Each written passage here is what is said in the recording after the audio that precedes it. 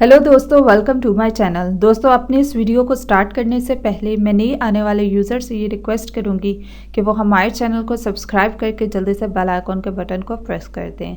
आज की इस वीडियो में मैं आप लोगों के लिए एक बहुत ही आसान और बहुत ही इफ़ेक्टिव घरेलू टोटका लेकर आई हूँ, जिसको यूज़ करने से आप लोगों को बहुत ही ज़्यादा फ़ायदा होगा।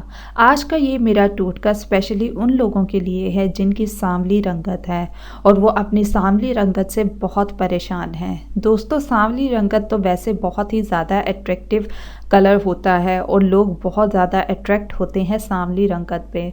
और सांवली रंगत का ये भी नहीं होता कि कोई एक्ने हो गई है या कोई मसला हो गया है। सांवली रंगत पे कोई भी चीज़ असर नहीं करती।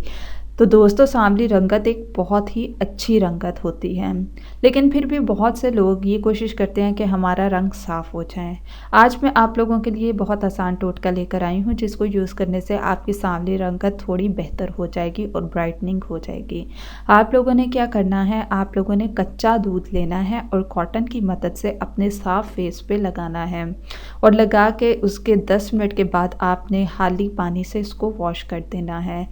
दोस्तों, आप खुद देखेंगे कुछ ही मंथ्स के यूज़ से आप लोगों को बहुत ही अच्छा रिज़ल्ट मिलेगा।